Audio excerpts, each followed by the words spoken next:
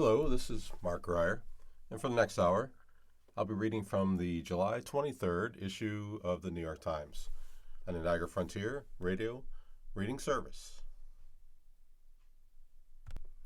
Okay, first article today. Jordan stands by U.S. troop presence, though they make the kingdom an Iranian target.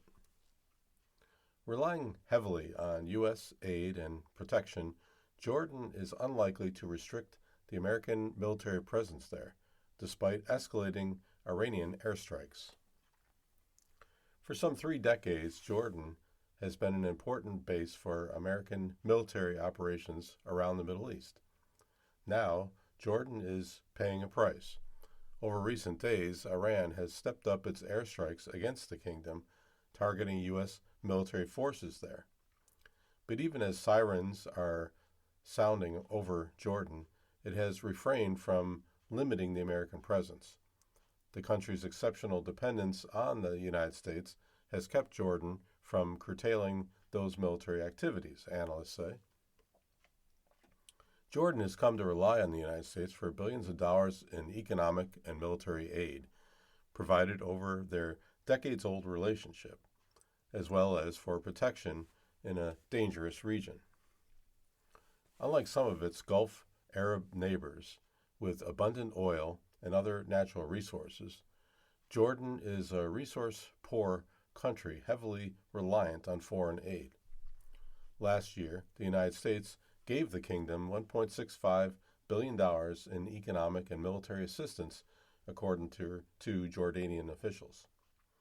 And while some other American allies in the region have restricted Washington's ability to base troops on their territory and fly aircraft over it during the war with Iran, U.S. officials say Jordan is not in a position to place such limits.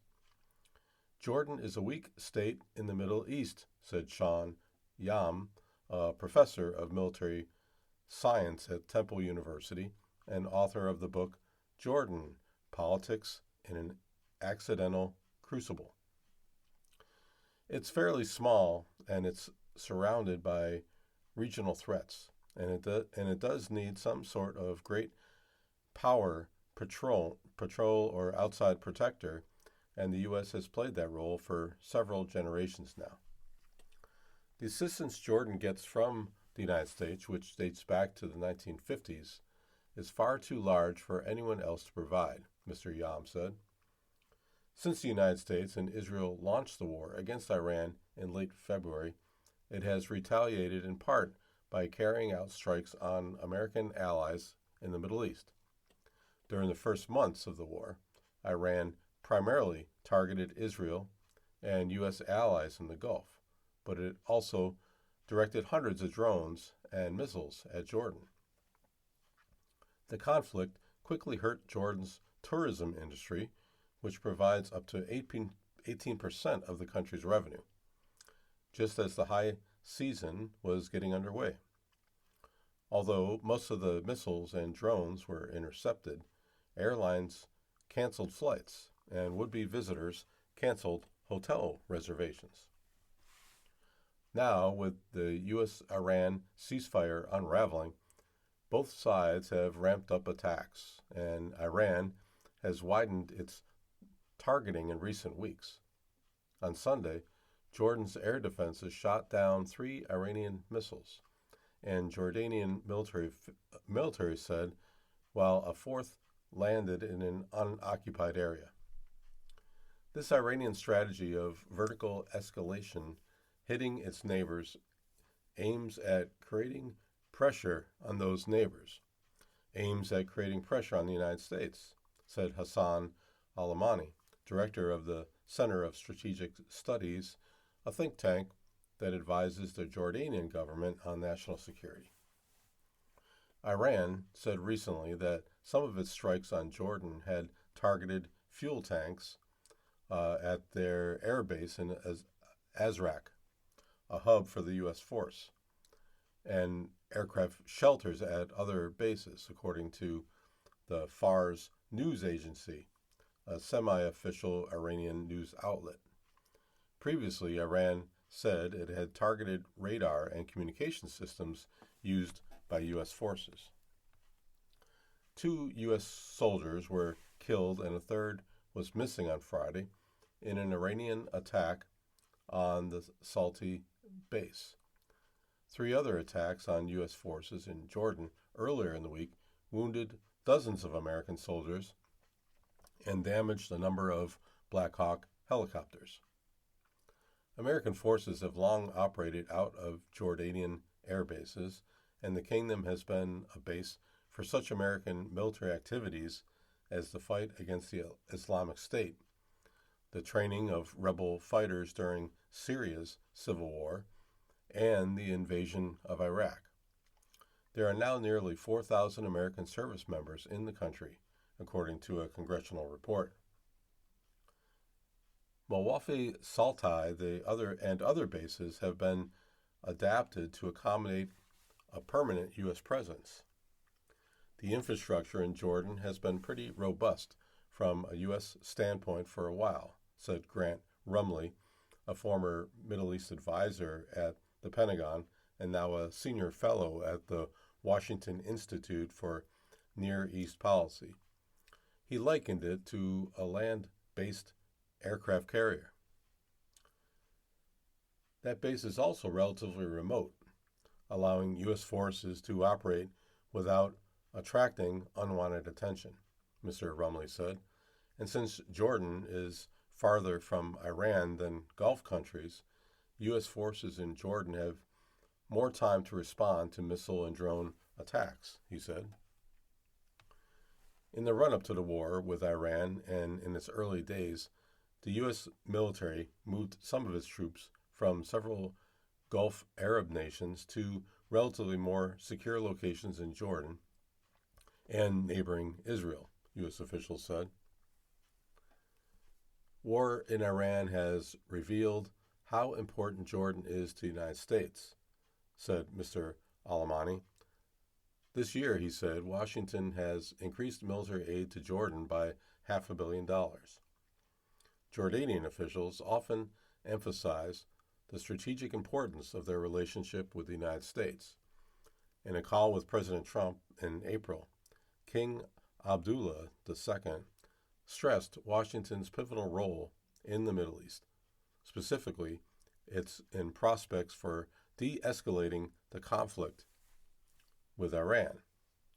Earlier this month, Jordan's Army Chief, Major General Youssef Hanadi, and the U.S. Assistant Secretary of Defense for International Security Affairs, Daniel Zimmerman, discussed expanding military cooperation further, according to the Petra State News Agency in Jordan.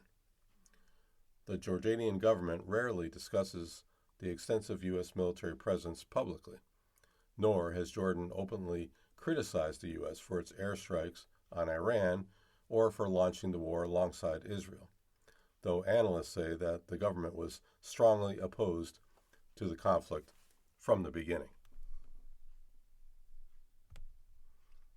Okay, moving on. Next article.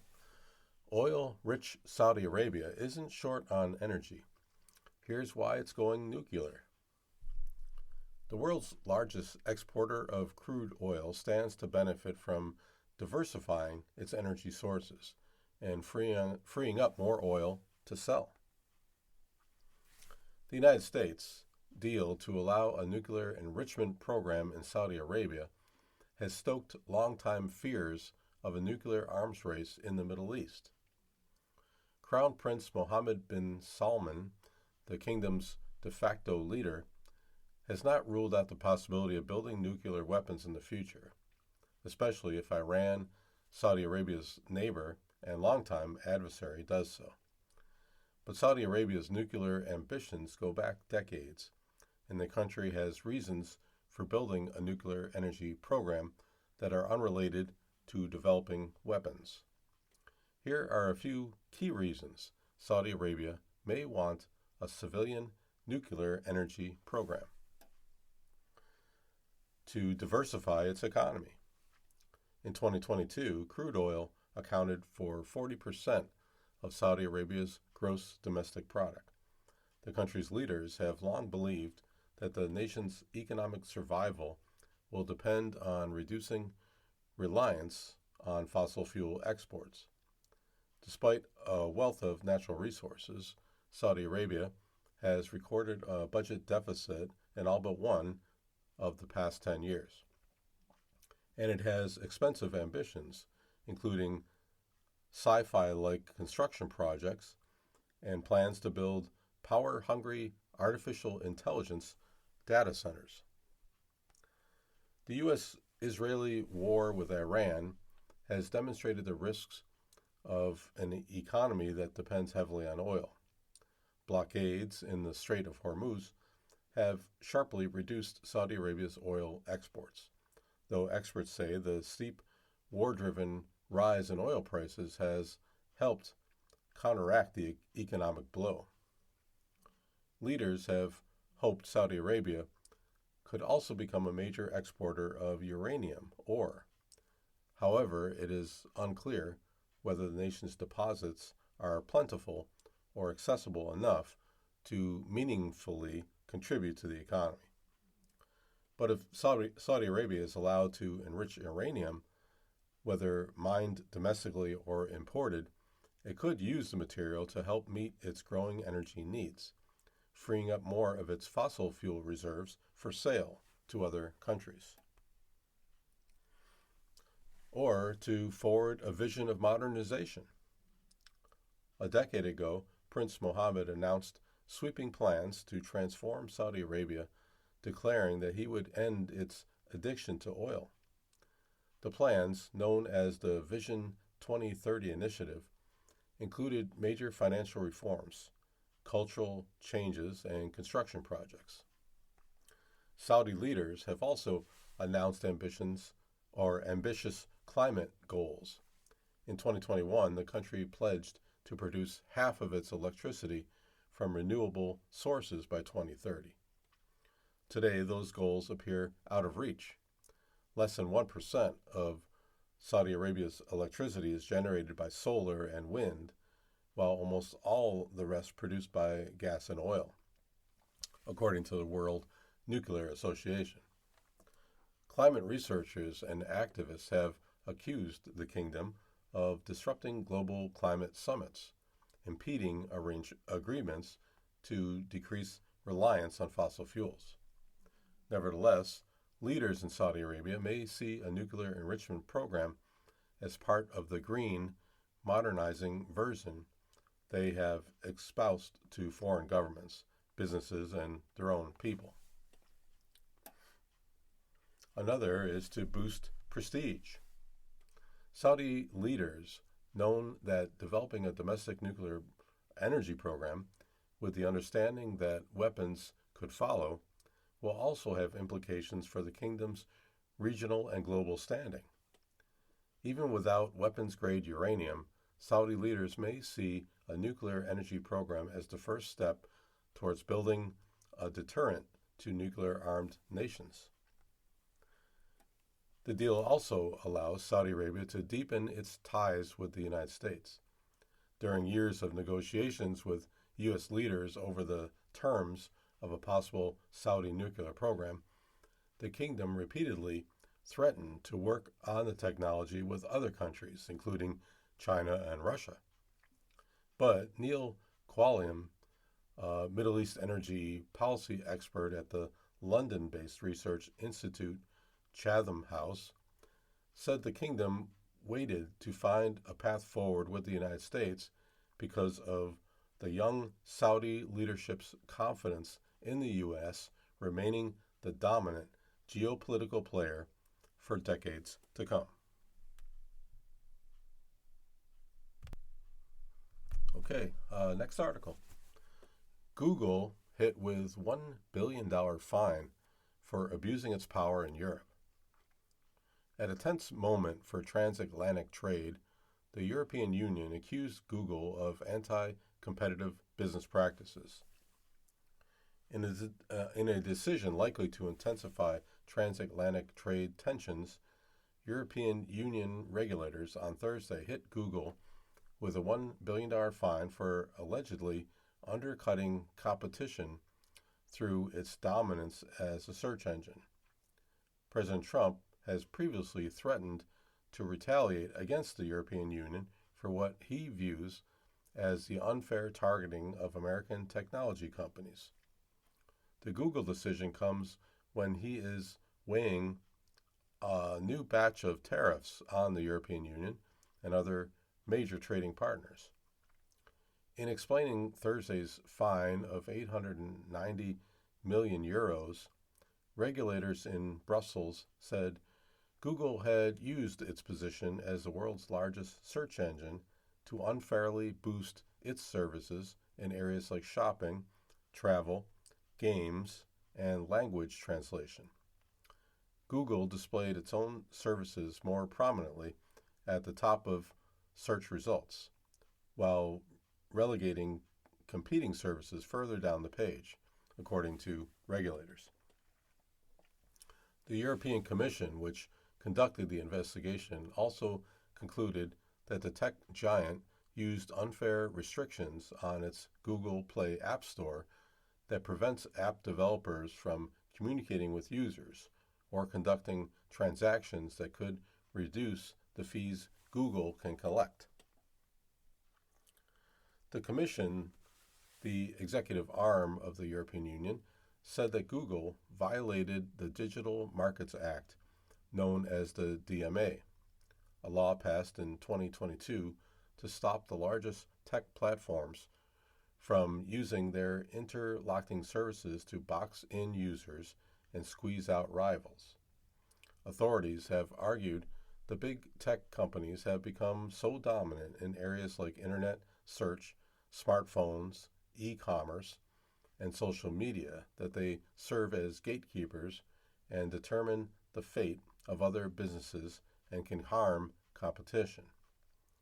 The best products should succeed because they're better, not because they're owned by the company running the search engine, said Teresa Ribera, the executive vice president of the European Commission overseeing competition policy.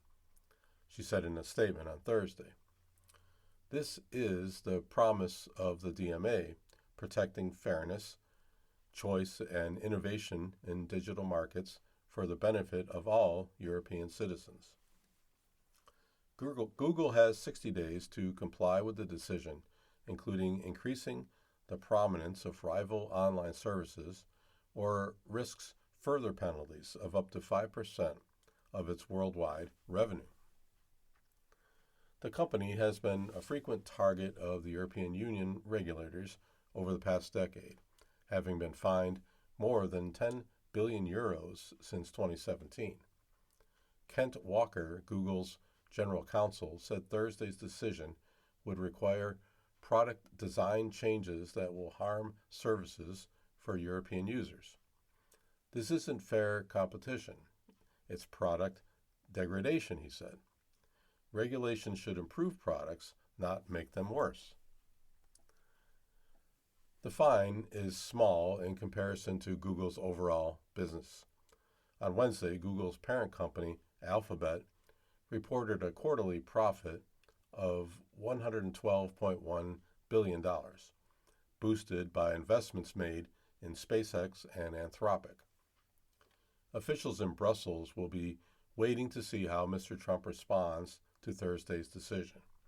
On Friday, the White House is expected to announce new tariffs on trade with the European Union and other countries. A European Union official said that the fine was announced on Thursday because it was ready, without an eye on American trade developments, and that it would not come as a surprise to the Trump administration. Since the earliest days returning to the White House, Mr. Trump has warned it would take responsive actions against regulation of American tech firms. Last month, Mr. Trump threatened tariffs against countries for digital services taxes against American firms. In December, the Office of the U.S. Trade Representative said European companies, including the Swedish music service Spotify, German industrial giant Siemens, and French artificial intelligence developer Mistral could be targeted with fees or new restrictions. American regulators also targeted Google. Last year, the company was ordered to share research results and some data with rival companies as part of a landmark monopoly case that has some similarities to Thursday's ruling in Brussels. The European Union has long been the world's most aggressive regulator of the tech industry in areas like data privacy, competition, and harmful online content. Even as leaders in the region have taken steps to erase rules for artificial intelligence and other technology to boost economic growth, the bloc has pushed forward with investigations and penalties of some of the industry's biggest companies. Google was ordered this month by the European Union regulators to lift restrictions that limit how rival AI companies can reach users of Android smartphones. Meta was told this month to make major design changes to Instagram and Facebook to make the services less addictive. European regulators have also targeted Chinese companies. Alibaba's AliExpress was fined the equivalent of $629 million last week for the sale of illegal, unsafe, and counterfeit products on its platform. In February, TikTok, owned by ByteDance, was told to make changes to make its services less addictive. The European Union is also considering a law to bar young people from social media. You are listening to a reading of articles and features from the New York Times on the Niagara Frontier Radio Reading Service. Okay, next article. The crypto bill is mired in debate over rules to stop the president from selling coins. Democrats and Republicans are haggling about the Clarity Act, a major bill pushed by the crypto industry, as it moves closer to a Senate vote. The sweeping cryptocurrency bill is approaching a final vote in the Senate this summer with support from Republicans and some Democrats, and backed by an industry that has spent tens of millions of dollars to shape it. But lately, a major sticking point has emerged: the $104 billion in crypto revenue that President Trump disclosed in June, after a year of astonishing money-making by his family's network of crypto businesses. Now, as the landmark legislation known as the Clarity Act inches toward passage, Senate Democrats are pushing for strict language in the bill that would bar public officials from selling digital currencies. On Wednesday, Republican senators released a new draft of the bill that contained a version of those restrictions, including language making it illegal for the president and other U.S. officials to issue or sponsor cryptocurrency. Democrats and progressive advocacy groups immediately fired back, arguing that the draft did not go far enough to stop Mr. Trump from using crypto to enrich himself. With the midterm elections approaching, the debate is threatening to engulf the Clarity Act, showing how Mr. Trump's crypto dealings have rippled through Washington. The ethics issue has become the linchpin of whether this gets bipartisan support, said Cody Carbone, the chief executive of the Digital Chamber, a crypto trade group. Democrats have made this the most important issue for them. Passage of the Clarity Act is a top priority for the crypto industry.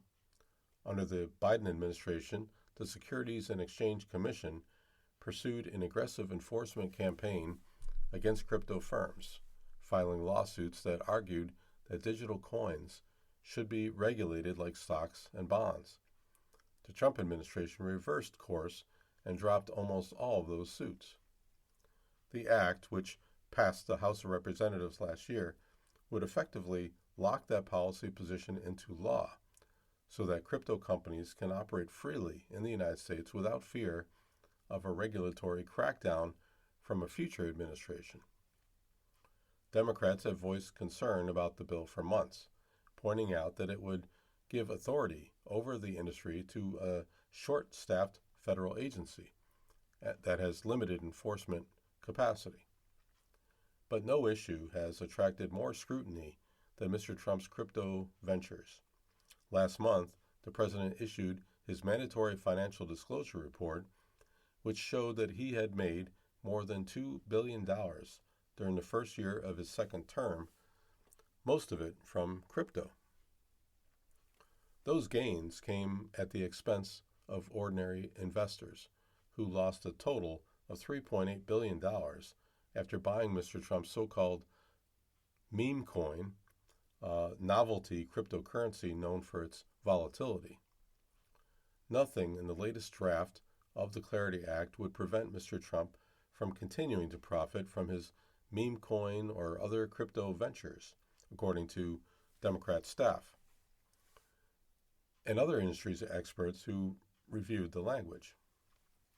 The Senate majority released a bill that would do effectively nothing to stop the main ways he made that money, or could keep making it.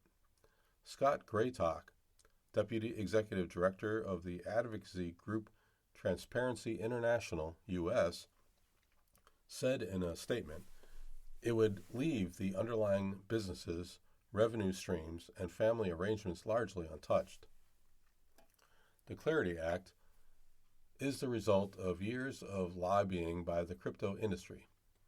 During the 2024 election, a network of pro-crypto super PACs spent more than $130 million to elect industry-friendly legislators. That spending has paid off. Last July, Mr. Trump signed a pro-crypto bill known as the Genius Act, which governs a type of digital currency called a stablecoin. The same month, the House voted to pass a version of the Clarity Act. The bill soon ran into obstacles in the Senate, including pushback from the banking industry. But in May, a bipartisan group of senators voted to advance it from the Senate Banking Committee, a crucial step. Now the legislation awaits a vote in the full Senate, with only weeks to go until the August recess, which is widely seen as the deadline for Congress to act on the bill before the midterm elections. The politics are complicated. Republicans hold a thin majority in the Senate, meaning the Clarity Act would require at least some Democratic votes to pass. And Mr. Trump's crypto deal-making has prompted even industry-friendly Democrats to dig in. The ethics language unveiled on Wednesday emerged from discussions between state Republicans and the White House, which has supported the bill. In a statement, a White House official called it the most comprehensive and wide-ranging ethics provision in history, and said the administration had bent over backwards to find a solution. But critics soon pointed out apparent loopholes, one which former regulator called laughable. The bill would bar public officials from issuing or sponsoring digital currencies while they were in government. The rule also applies to spouses, but not to children. The proposed restrictions appear unlikely to curb Mr. Trump's money-making. His two largest crypto ventures were started shortly after he became president. In one case, a mere 72 hours before his inauguration. And the rule would stay in effect only until January 2029, meaning that a future Justice Department would be unable to prosecute Mr. Trump for potential violations, experts said. Still, Senate Republicans praised the language as a historic compromise that addressed concerns from Democrats.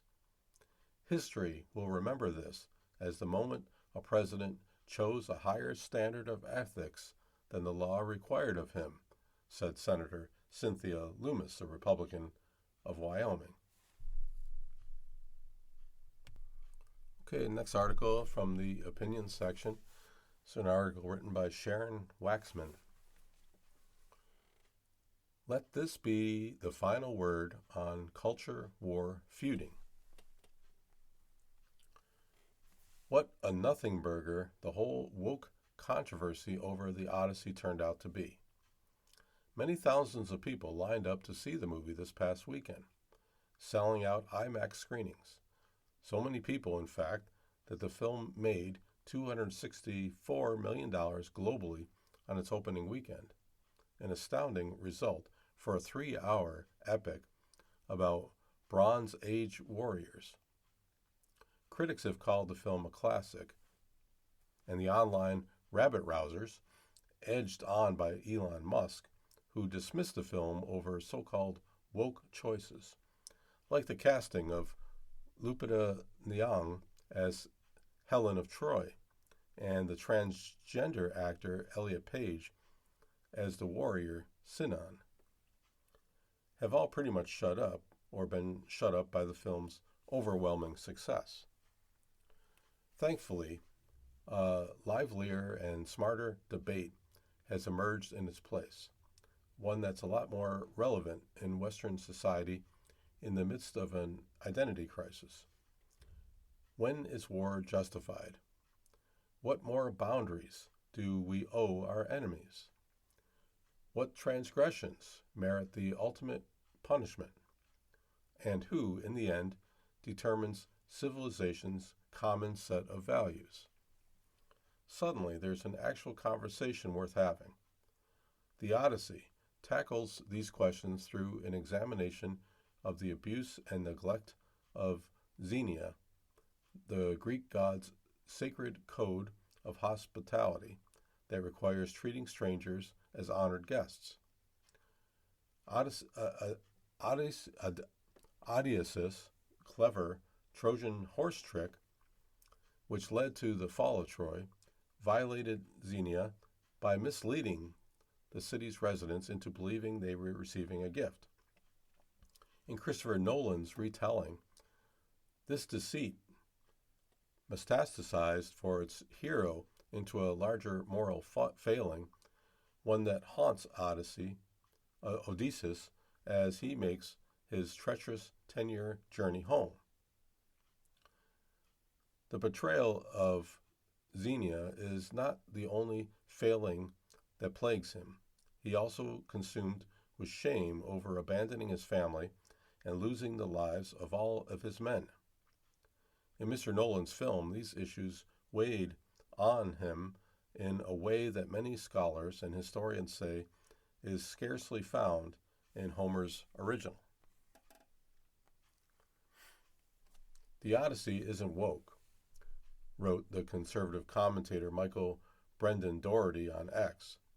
Its view on war and the gods is closer to mine than it is to Homer's. The Odysseus portrayed in the film, he pointed out, is morally horrified by war, while in Homer's version, war is a normal and potentially glorious enterprise. According to the classicist Emily Hauser, here is a modern-day Hollywood hero who learns remorse for the atrocities he commits and spends much of his time trying to excuse having lost all of his men, and retrospectively with a final journey not in Homer to pay homage to them, earning their forgiveness. This mapping of contemporary Western values onto the plot of a Greek epic poem is a true artistic project of Mr. Nolan's film, and it makes for a better political debate than anything about colorblind casting or imagined DEI. Today, all the prelist noise around the film's ostensible wokeness seems predictable and tiresome, the kind of drivel that drives our exhausting culture wars, a ritual of the online mob that insists on rehashing the same right versus left, Hollywood versus Main Street argument that film audiences clearly ignored. In an interview with Jon Stewart, Mr. Nolan discussed the link between his vision of Odysseus and Robert Oppenheimer, the subject of his previous Oscar-winning film. What so stayed with me in that movie, said Mr. Stewart, was the weight that Oppenheimer must have felt when he saw the reality of what he had created. Mr. Nolan agreed, explaining how he deliberately brought the gravity of Oppenheimer into his new project by exploring the question of what happens when a man participates in something too destructive to be fully understood. This doesn't make the film woke, it makes it worthy of thoughtful decision. In the months before the film's release, Mr. Musk gleefully fed the culture wars by accusing Mr. Nolan of desecrating Homer, and by affirming an online post that claims the Odyssey was part of a left-wing plan to destroy Western civilization and everything that helped create it. This week, Mr. Musk announced that before year's end, there will be another full-length version of the Odyssey created using his artificial intelligence program, Grok, which he promised would be true to the art of Homer. None of us are holding our breath. We're too busy engaging in the much more interesting debate that Mr. Nolan's film has already inspired. You're listening to a reading of articles and features from the New York Times on the Niagara Frontier Radio Reading Service. Okay, next article. Mamdani knew he couldn't arrest Netanyahu, but he could denounce him. In a video message, the mayor of New York City said he could not legally arrest Israel's prime minister, but reinforced his position as a voice of the international left. Mayor Mamdani recently disclosed that he was in active conversation with his legal team about whether he could make a good campaign vow to arrest Benjamin Netanyahu, Israel's prime minister, should he set foot in New York City. What the mayor neglected to say in a wide-ranging interview with the New York Times last week was that he had already been advised by lawyers that he had no authority to do so. His declaration risked a rare public clash with his police commissioner, Jessica Tisch, whose pro-Israel stance runs counter to the mayor's longstanding position. Ms. Tisch had no intention of arresting Mr. Netanyahu, and the police department was already to make that clear with a formal statement declaring that it lacked the authority to take such action. Lawyers agreed that such an arrest was not within the scope of the police department. NYPD's position is entirely rooted in the law, an agency spokesman, Delaney Kemper, said. Mr. Mamdani quickly pivoted. On Tuesday evening, he released a direct-to-camera message in which he called Mr. Netanyahu a war criminal, but admitted the New York City police officers were powerless to arrest him. In the 2-minute address, which he garnered more than 64 million views on X, Mr. Mamdani set between flags of the United States and of the city of New York, and spoke solemnly about the impact of Israel's actions in Gaza, which followed the deadly Hamas attack on Israel on October 7th of 2023. The spot appeared under the words, "Benjamin Netanyahu is a war criminal."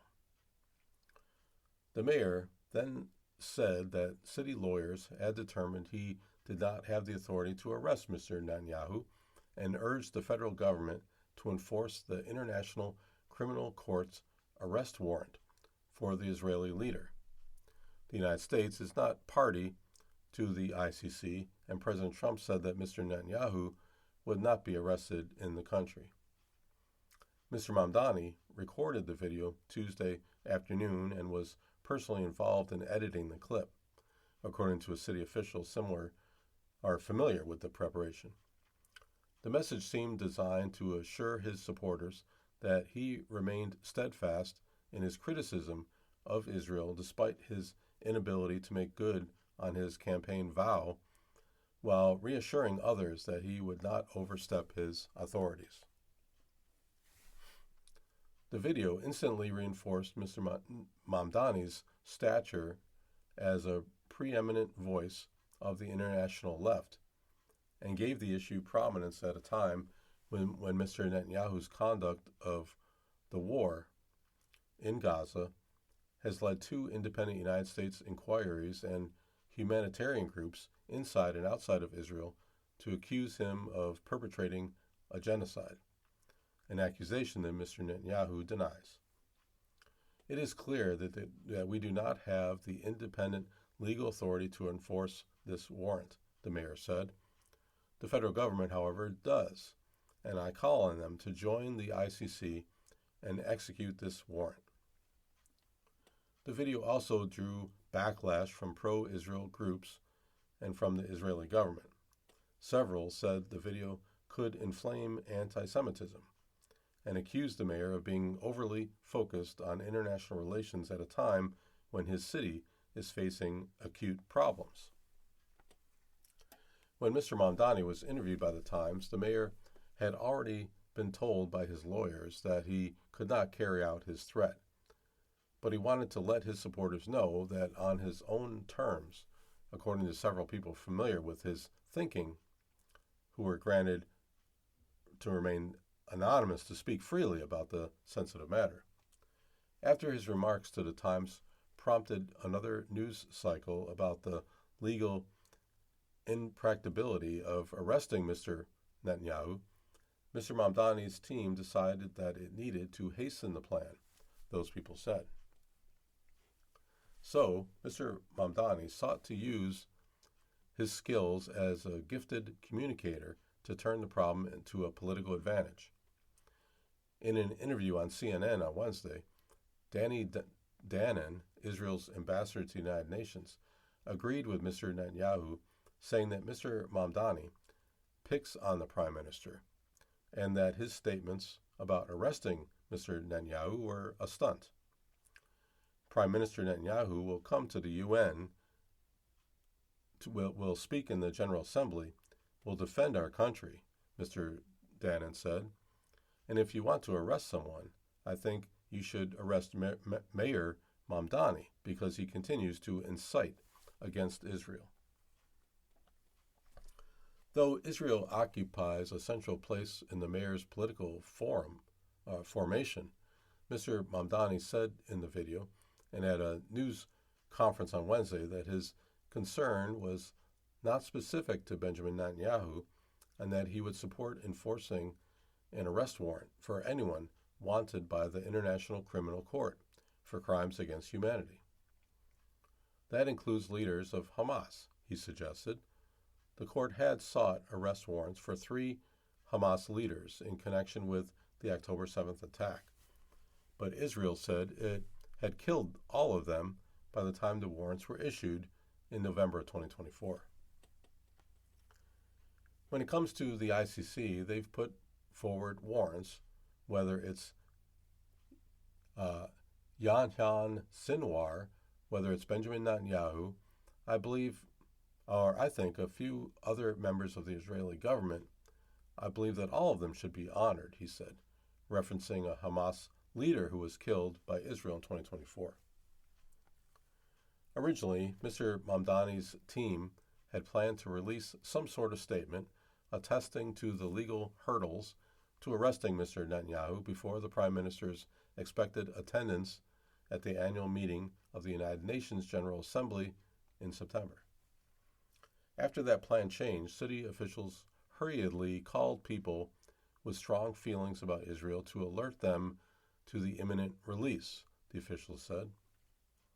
The mayor's statement on Benjamin Netanyahu affirms his commitment to universal human rights and dignity to all. Hassad Dandia, the Brooklyn borough historian, and an ally of the mayor, had said. Even if he does not have the power to enforce an ICC warrant as a municipal leader, it's about the principle of the matter. Nerdine Khosrowshahi, the co-founder of the pro-Palestinian group Within Our Lifetime, said she welcomed Mr. Mamdani's statement but added that this has never been about one individual and urged him to do more. In a statement, the UJEA Federation of New York, a Jewish philanthropic group, accused Mr. Mamdani's video of being rife with distortions and disinformation, and said that he repeated criticism of Israel puts Jews at greater risk and leaves many Jewish New Yorkers feeling targeted and unwelcome in the city we call home. The annual UN General Assembly meeting draws officials from around the world, and several of its meetings have been marked by tensions between city leaders and foreign officials they find to be politically unsavory. The results have often been more theatrical than carceral. In 1995, Mayor Rudolph Giuliani ordered a top aide to kick Yasser Arafat, the chairman of the Palestine Liberation Organization, out of a concert at Lincoln Center that was held for world leaders in town to attend the assembly meeting.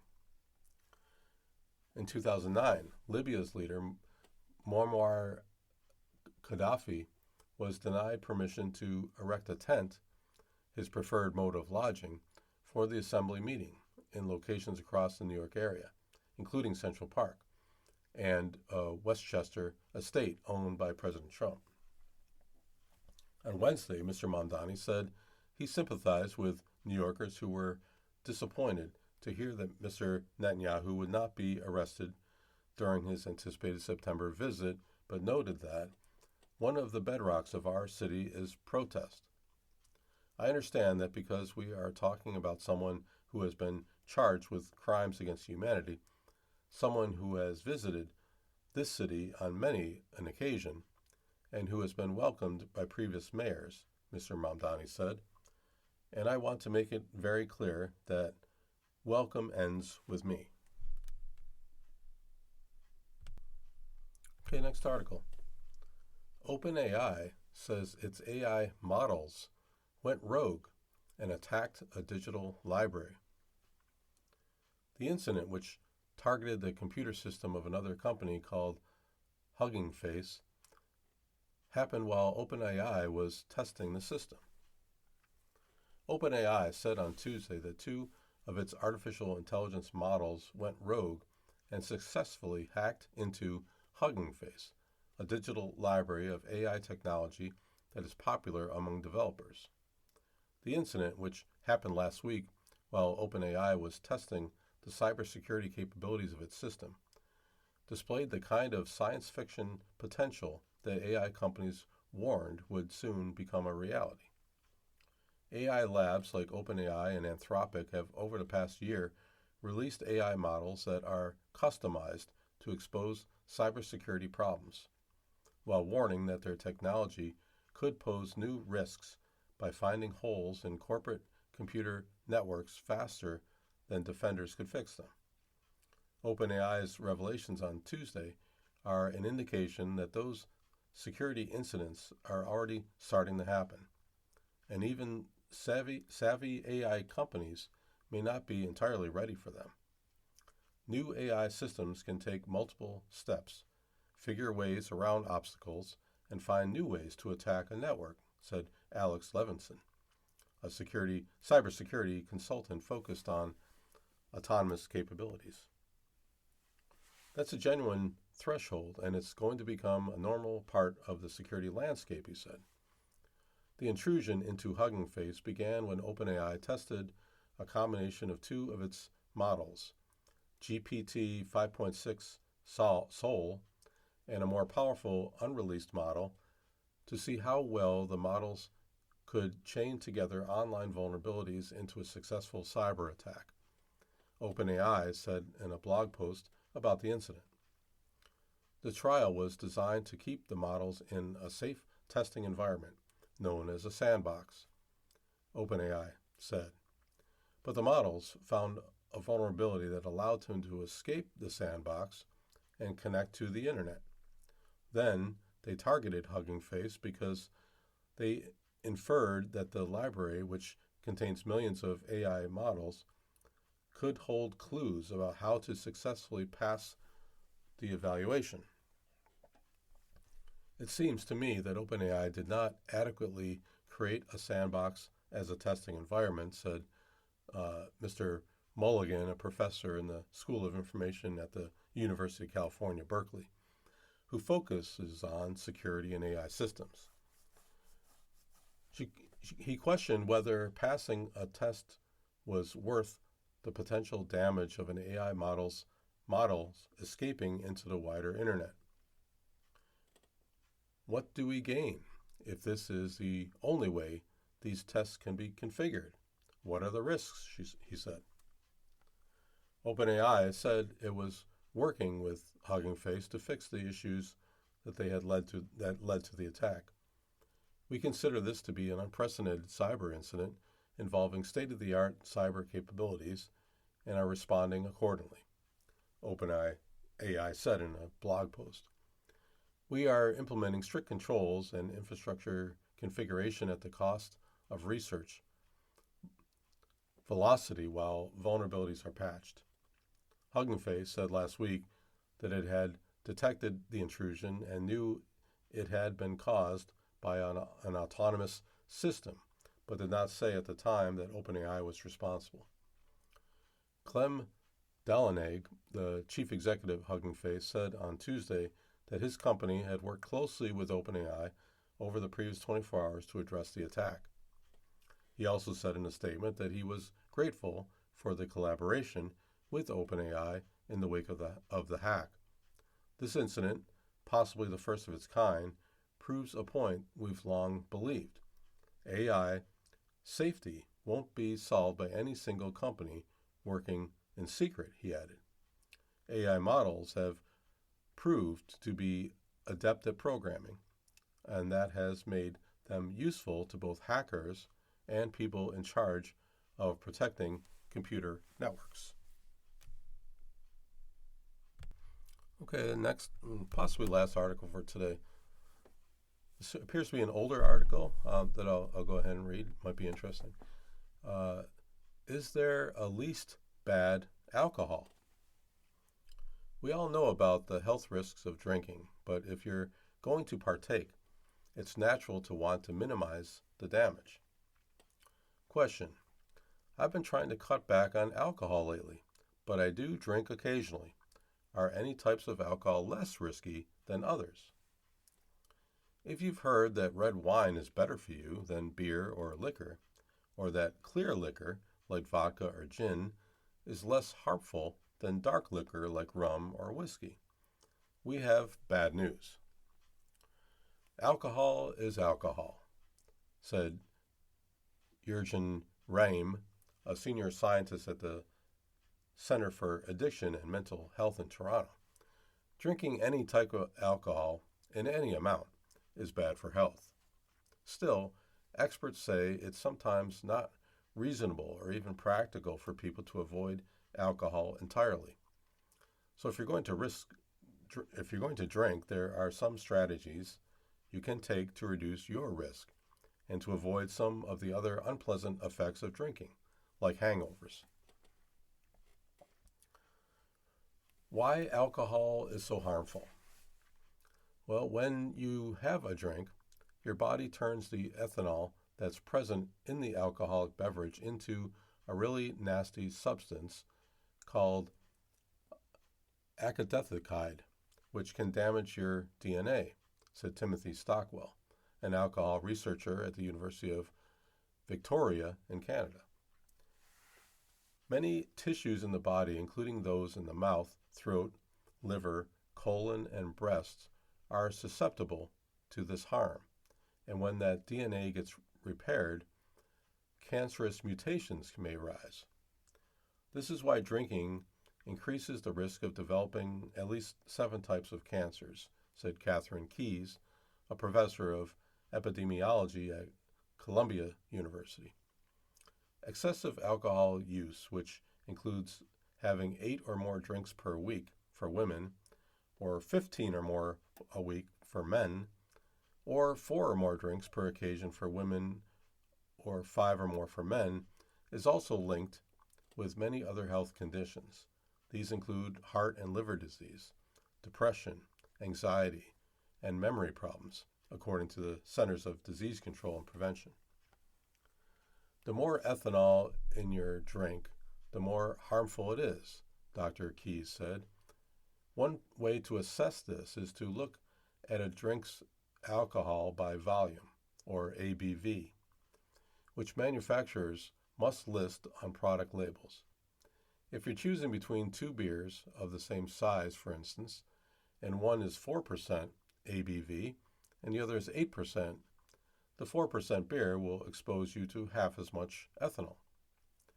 In general, beer has less ethanol than wine per ounce, and wine has less than liquors like vodka and tequila, Dr. Keyes said.